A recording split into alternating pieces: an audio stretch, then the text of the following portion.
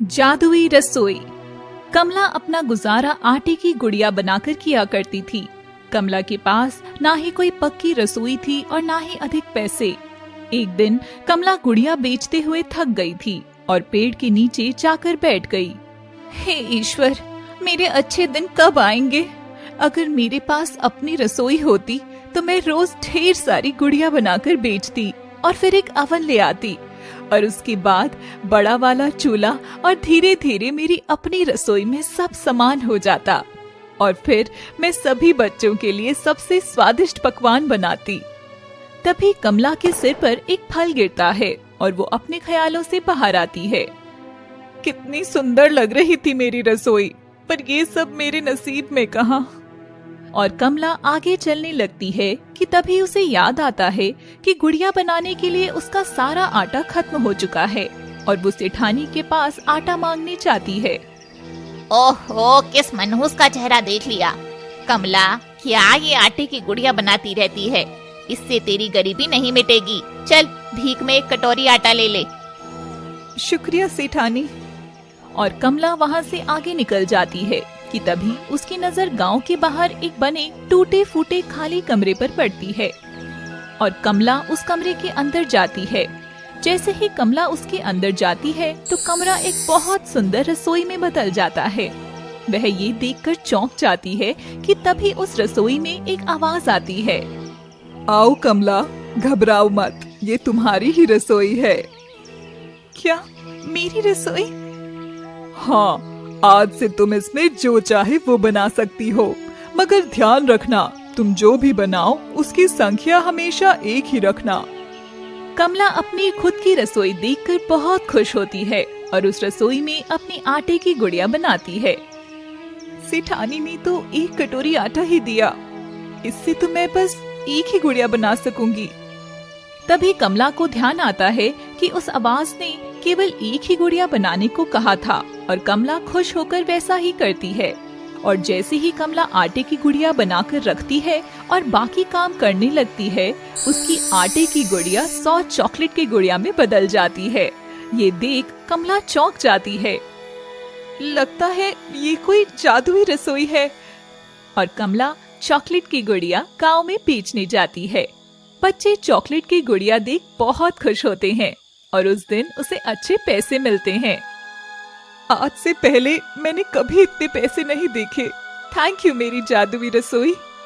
और कमला अब रोज एक आटे की गुड़िया बनाती और वो जादू से 100 चॉकलेट की गुड़िया में बदल जाती और कमला उन्हें बेच जाती।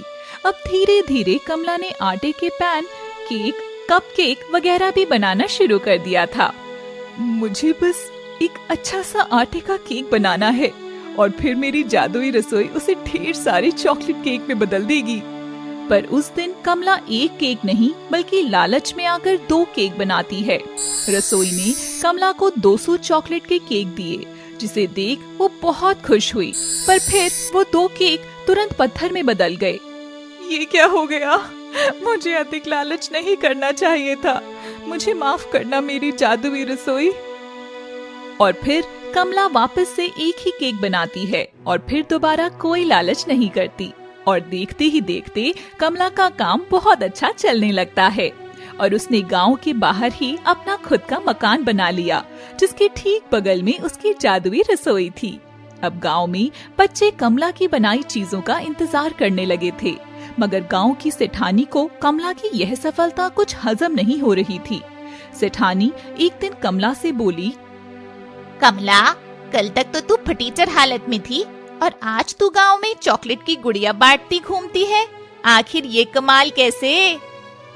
कुछ नहीं सेठानी, सब ईश्वर और मेरी मेहनत का असर है। और कमला वहाँ से चली जाती है। ये गरीब मजदूर कमला आखिर इतने ठाट बाट से कैसे रहने लगी है? जरूर इसके पीछे कोई तो राज है। और रोज की तरह कमला आटे की गुड़िया बनाने रसोई में जाती है और वहाँ जो कुछ भी होता है सेठानी छिपकर यह सब देख लेती है। तो ये राज है इस कमला के अमीर होने का। अब देखना कैसे मैं इस जादुई रसोई की मदद से इस गांव तो क्या पूरे नगर में सबसे अमीर बन जाऊंगी। और जब कमला अपनी गुड़िया बेचने निकलती है, सेठानी पीछे से कमला की रसोई में घुस जाती है। तभी वही आवाज वापस आती है। मगर ध्यान रहे, तुम केवल एक ही चीज बनाना। मुझे मूर्ख समझा है क्या? जो सोने के अंडे देने वाली मुर्गी से एक ही अंडा लूं? जरूर ये कमला की चाल होगी, ताकि मैं डर कर केवल एक ही गुड़िया बनाऊं। मैं तो ढेर सारी चीजें बनाऊंगी, अलग अलग, और फिर मैं सबसे अमीर हो जाऊंगी। सेठानी रसोई में काम करना शुरू करती है।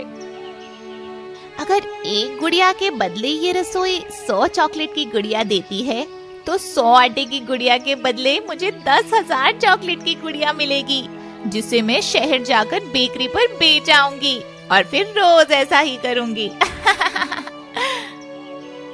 सेठानी मन ही मन ख्याली पुलाव पकाते हुए फटाफट से 100 आटे की गुड़िया, केक, बिस्किट और ढेर सारी चीजें बनाने लगती है और फिर काम पूरा करके अपने हाथ साफ करने बाहर आती है। अब तक तो उस जादुई रसोई ने हजारों चॉकलेट बना दी होंगी। सेठानी बहुत खुश होकर रसोई में वापस आती है और जैसे ही वो उसमें घुसती है, उसके पाँव से नीचे जमीन खिसक जाती है। हे राम, ये रसोई को क्या हो गया? सेठानी देखती है कि रसोई में सारे बर्तन हवा में लहरा रहे थे और वो एक एक करके सेठानी के सिर पर आकर लगते हैं। तभी पास ही रखा आटे का बैग उड़ता हुआ सेठानी के मुंह पर आकर फट जाता है। सेठानी बचकर भागने लगती है, मगर तभी रसोई के दरवाजे बंद हो जाते हैं और बेलन और चिमटा उठकर सेठानी की खूब पिटाई करते हैं। बाप रे, मार डाला रे, ये तो जादुई रसोई नहीं, सत्यानाशी रसोई है, भागो। और फिर सेठानी देखती है कि जादुई रसोई अचानक पहले की तरह खंडर बन चुकी थी और उसकी बनाई आटे की गुड़िया चॉकलेट की गुड़िया में बदल जाती है, जिसे देख सेठानी फिर से लालच में आ जाती है। कमला, मैंने कहा था, इसका जादू सिर्फ तब तक रहेगा जब तक तुम केवल एक ही चीज बनाओगी। और सारी चीजें देखते ही देखते बहुत बड़ी हो जाती हैं और सेठानी उनके नीचे दबने लगती है। तभी चॉकलेट पत्थर में बदल जाती है। अरे ये क्या हो गया? बचाओ मुझे, बचाओ। देखते ही देखते पत्थर की गुड़िया आकार में बड़ी होती गई और सेठानी उस कमरे में दब जाती है। जब कमला लौट कर आई तो उसने यह सब देखा और सेठानी को वहाँ से बचाती है। वो सारी कहानी समझ गई। लगता है सेठानी ने भी मेरी वाली ही गलती की है और उसको लालच का फल भारी पड़ गया। क्यों सेठानी, समझ गई ना? जहाँ मन में हो लालच, वहाँ पड़ेंगे बेलन। और सेठानी वहाँ से बड़बड़ाते हुए भाग जाती है। उस दिन के बाद से कमला ने भी अधिक मेहनत करके बिना लालच के अपना काम और बढ़ा लिया और फिर अपनी बेकरी खोल ली। सीख, कभी कभी आपको अधिक लालच अच्छे से अच्छे जादू को भी खत्म कर देता है।